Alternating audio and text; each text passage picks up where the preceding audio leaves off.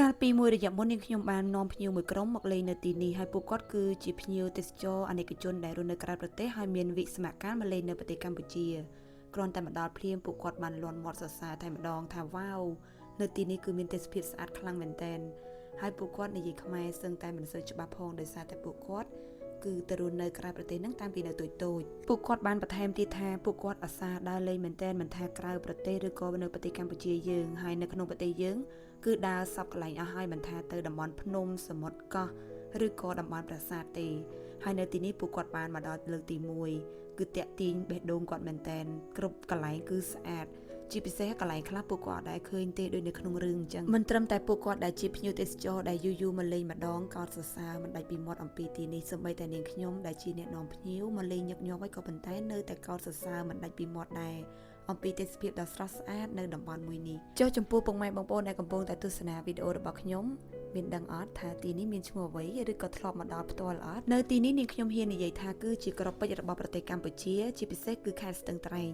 ដែលធម្មជាតិប្រទានមកឲ្យខេត្តស្ទឹងត្រែងជាមួយនឹងតំបន់ទេសចរមួយដែលពោពេញទៅដោយសក្តានុពលខ្ពស់តែម្ដងដែលទីនេះគឺមានឈ្មោះថាសហគមន៍អេកូទេសចរសម្រាប់កោះហានសម្រាប់ពុកម៉ែបងប្អូនដែលចូលចិត្តបរិយាកាសបែបស្ងប់ស្ងាត់ហើយនឹងធម្មជាតិអាចជ្រើសរើសនៅទីនេះបានព្រោះនៅទីនេះគឺគ្រប់យ៉ាងពោពេញទៅដោយធម្មជាតិមិនមានការកែច្នៃក្រៅពីសំឡេងម៉ាស៊ីនទូកគឺយើងលើតែសំឡេងធម្មជាតិសំឡេងសត្វស្លាបយំសំឡេងទឹកហូរសំឡេងខ្យល់បក់ប៉ះជាមួយនឹងស្លឹកឈើរវិចគប់ផ្សំជាមួយនឹងទេសភាពដ៏ស្រស់ស្អាតទៀតគឺធ្វើឲ្យអារម្មណ៍យើងស្ងប់ស្ងាត់ហើយមានអារម្មណ៍ថាផ្សារភ្ជាប់ជាមួយនឹងធម្មជាតិបានកាន់តែជិតស្និទ្ធតែម្ដងនៅកោះហានពុកម៉ែបងប្អូនមានពេលវេលាត្រឹមតែកន្លះថ្ងៃឬក៏មួយថ្ងៃក៏អាចមកលេងបានដែរបើសិនជាមានពេលវេលាច្រើនអាចមកបោះតង់គេងសម្រាកមួយយប់ក៏កាន់តែល្អដោយសារតែបរិយាកាសនៅទីនេះ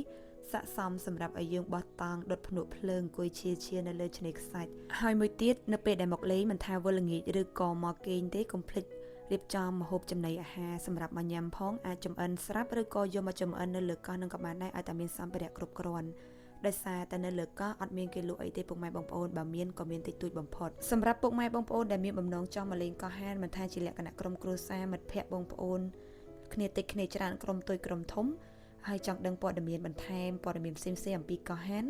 អាចតាក់ទងមកនាងខ្ញុំបាននាងខ្ញុំនឹងផ្ដល់ព័ត៌មានតាមអ្វីដែលអាចធ្វើទៅបានអរគុណពុកម៉ែបងប្អូនទាំងអស់គ្នាដែលបានទស្សនាវីដេអូរបស់នាងខ្ញុំតាមពីដើមរហូតដល់ចប់ជួបគ្នានៅវីដេអូបន្តទៀតជម្រាបលា